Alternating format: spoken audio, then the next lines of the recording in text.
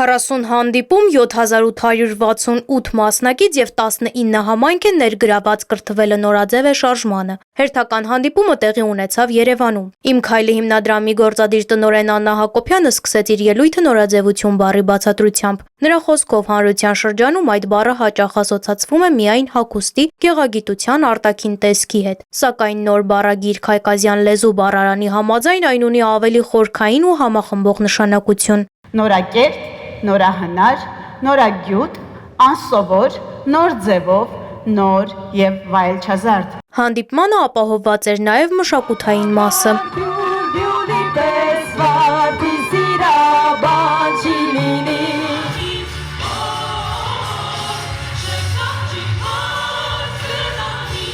Հանդիպման ընթացքում բանախոսությամբ հանդես եկավ գրականագետ Արքմենիկ Նիկողոսյանը, ընդգծելով, որ գիրք կարդալը պարզապես դեռ բավարար չէ այն իսկապես ընթերցված համարելու համար։ Նա մասնակիցների հետ քննարկեց և վերլուծեց Եղիշե Չարենցի «Գիրք ճանապարհին» ստեղծագործությունը, բացատրելով դրա խորքային գաղափարներն ու գրական արժեքը։ Վերնագիրը բարդ եմ դրել, որ հետո ավելի պարզ խոսեմ, բայց նաև այս ճանապարհին շատ կարևորում եմ, որ մենք սովորենք նաև բարդ մտքերը հասկանալ, որովհետև ամենակարևոր ուղերձները հենց այդ բարդ մտքերում են։ Մենք չպետք է գնանք հեշտ մարսվող եւ անմիջապես մարսվող մտքերի հետևից, որտեղ լավագույն գաղափարները մեզ մատուցվում է յուրօրինակ մետաֆորիկայով, երբեմն նաև գաղտնագրերով։ Եվ դրա լավագույն ապացույցը Եղիշե Չարենցի «Գիրք ճանապարհի» ժողովածուի օրինակն է։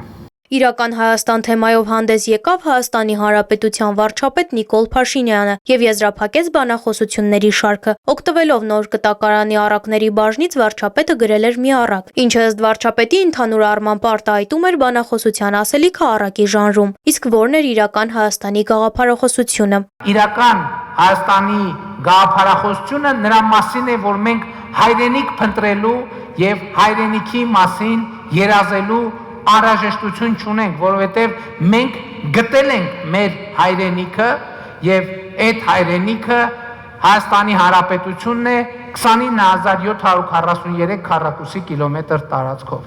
Բանախոսություններին հաջորդեց հարց ու պատասխանի և կարծիքների փոխանակման փուլը։ Դուք շատ հիանալի օրինակ բերեցիք անձնավորելով Հայաստանը, ներկայիս Հայաստանը եւ մեր կորցրած պատմական Հայաստանը։ Ես իմ օրինակում ունեմ ծանոթների շրջապատում մի ընտանիք, ով 44 օրյա պատերազմի ժամանակ կորցրել է ավագ որդուն։ Այս պահին ունի եւս մեկ որդի։ Նրանց տանը ոչ մի կերպ չեն համակերպվում այդ փաստի հետ, հատկապես մայրը։ Հիմա տղային ամուսնացնելու ժամանակն է եւ նա չի ուզում նվագով, մեր ժողովրդական խոսքով ասած թակ ու պսակով իր հարցին տուն բերի,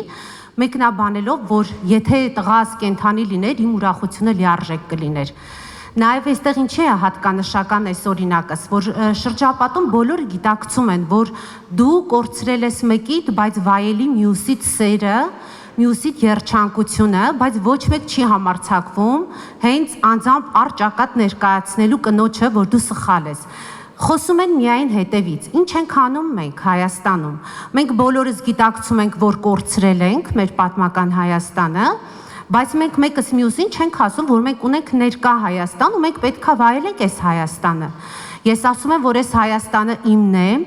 ես ուզում եմ վայելեմ իմ Հայաստանը, ես ուզում եմ փոխանցեմ իմ Հայաստանը իմ սերունդներին։ Պատերազմից հետո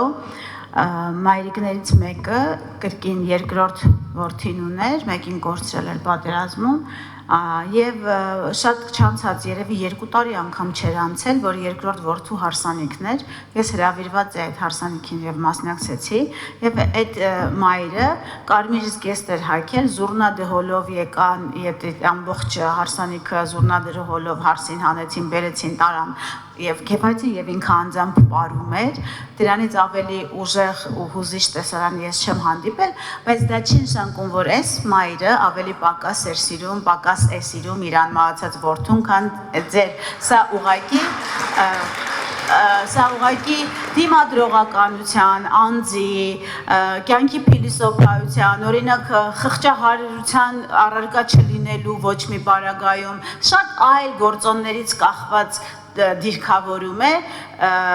քան քննարկենք նման հարցը։ Կրթվելու մասով երևի Կրթվելը լավ բան է մեկը ցանկացած բարագայում, որովհետև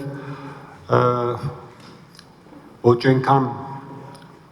այդ կրթության հետևում կանգնածներն են կարևոր, այլ կարևորը թե դու ինչ կարող ես վերցնել այդ կրթվելուց, այնպես որ վնասակար կրթություն չկա ըստիս, որովհետև այդ ձեր նշած գրքերի բաների մեջ էլ հաստատ կան շատ կարևոր ինֆորմացիաներ, շատ կարևոր գաղափարներ, եւ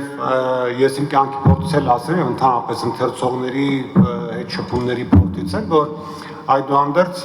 ընթերցողն է քաղում, ընթերցողը պետք է կարողանա ճիշտ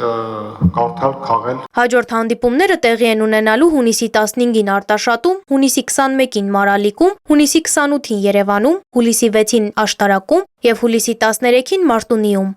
Զվարթ Ղազարյան, Հայկ Սուքիասյան, Հորիզոն։